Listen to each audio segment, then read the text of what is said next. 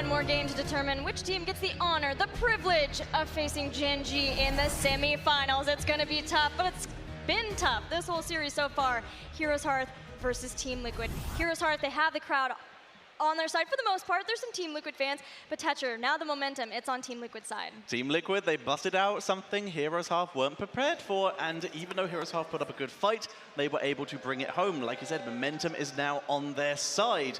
They have a good chance of being able to select the next map, so they could maybe set themselves up for even more shenanigans, as Heroes Hearth, like most teams these days, do seem to prefer first pick. I'm curious if they do that, because we saw the direction, as Dredd mentioned, in the first draft, and then all of a sudden it's like, well, do we want to have another Lost Vikings map and take away one of our bans, even though that might not be one of our strategies? So it might be something for Heroes Hearth to be like, look, we're going to go to one of our strengths. We're going to take away some potential options. So that is a curious decision. I agree. And not only do you remove options when it comes to battleground and viability of specific heroes, but you just remove the last pick slot. It just straight up takes it away as an opportunity. So knowing that, yes, you may give up the power picks of the synergy between like the Garrosh and the Decker priorities that we get out of Liquid, you put yourself in a position where you can't get TLV'd. And I would argue a lot of that game came down to just the surprise pick that NA didn't expect. I'd love to hear from any of you. Who do you feel has a better shot at being able to bring games off of Gen G, maybe even take out Gen G? Because Team Liquid, yeah, they've done it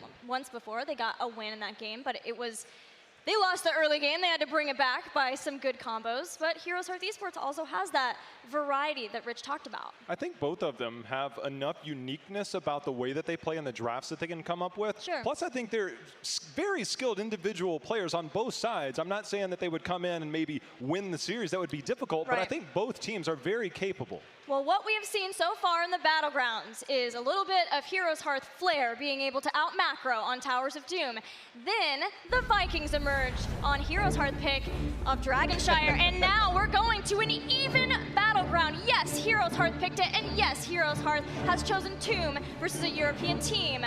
But like at the Western Clash, Freedom have shown that North America is starting to play well on Tomb, and this is a place that Heroes Hearth feels comfortable. Heroes Hearth has been very, very comfortable to select this Battleground since North America has picked up Dragonshire. It seems like the other small Battlegrounds were something that we were comfortable, you know, bringing into the arsenal here, but something that we have seen. I've been talking about the patterns of Team Liquid. Now it's time to highlight a very consistent one, that of Heroes Hearth, and that is the Johanna priority. They have been putting that above all else and will deal well with the opportunities of the Garrosh, likely from Sport Billy, but I feel like this is an exploitable opportunity if you are Team Liquid, assuming that it's going to be that warrior, and then find ways to gain control at other parts, because it's so safe of a warrior pick. But both of the teams have highly prioritized Johanna, and now so much so that Team Liquid is willing to ban her away and taking away Abathur, despite it being Inira.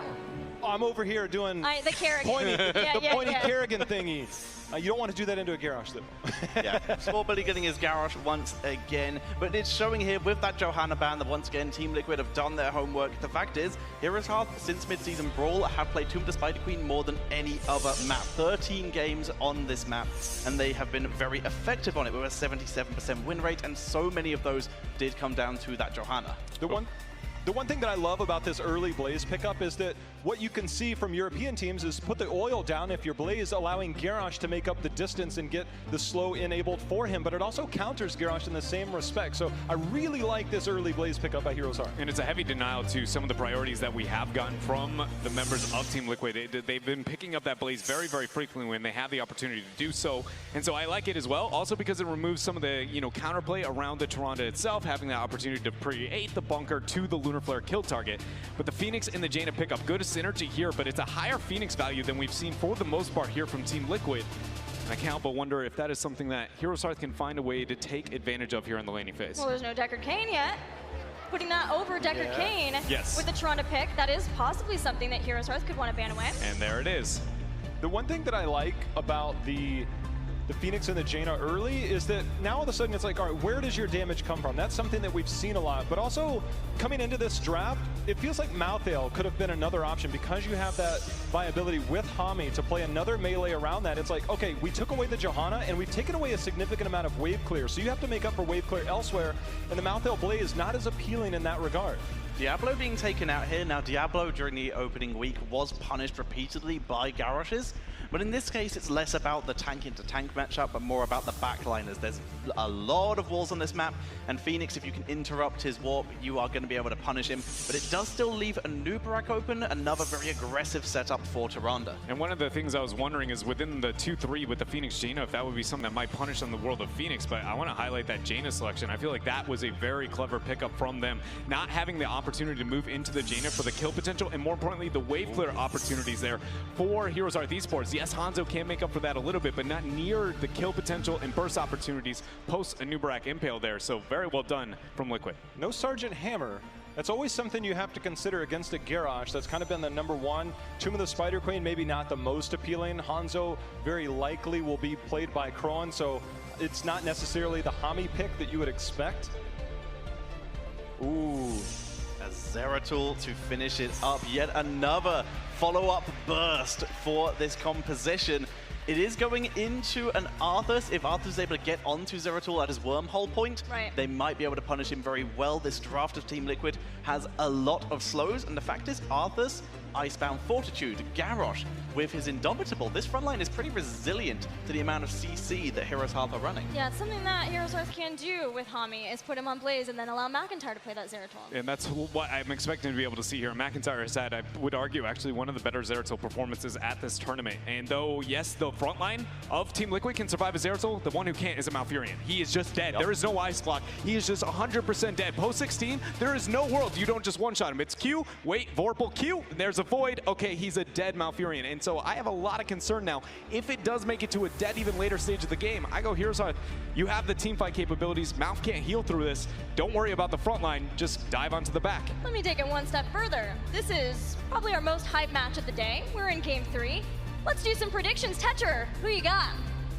The Malfurion is so at risk that it concerns me, but I've got to have faith in Sport Billy's Garrosh. Into the fray might be the one saving grace that they might have here. I'm going to Team Liquid. I couldn't agree with Dread more. I mean, the idea that Jaina also has to finish her baseline quest just to have an ice block for herself, it's going to be difficult against this composition. I'm on the side for Heroes Hearth this draft. And the one thing that I haven't brought up yet is in every iteration, Liquid has done this. There's been a Yrel armor stack with the Malfurion and the Garrosh to keep him alive. It's not the case here. I'm going with that's going to be a dead Malf post 16, and this is Heroes Hearth's game. I'm hosting, so I get to be biased. And I've got NA all the way. Heroes Hearth's gonna take it. But I can't wait for this game. Let's get it going. Dreadnought's going to come down to all 3 games here, something that after game #1, you wonder how would this play out. The Lost Vikings turn the tide, but you take away all the craziness, and now we've got Tomb, which we know there's going to be a lot of action on. A lot of action. I feel such a bold statement, not so much when looking at just Heroes Hearth, but knowing that at any level at the HGC Finals, North America is willing to put it all on the line against Europe on Tomb of the Spider Queen. It's very fitting, but let's get into it here. Here we go. It's going to be Krohn on his familiar Hanzo. We know what he can do. BBJ will be on the Tyrande. McIntyre, he says, look, I've been styling on people all week long. Give me a Zeratul again. Ishbu will be on a Nubarak. Hami will be on Blaze. Give it up for Heroes Hearth. And in the red, we're going to have Garrosh, played by Sport Billy. Eternal going to be on that Arthas in the off lane. Arcaner on the Phoenix. Nurak is going to be playing that Malfurion, and here we see Jaina, played by Hasuwabs. Let's hear it for Team Liquid!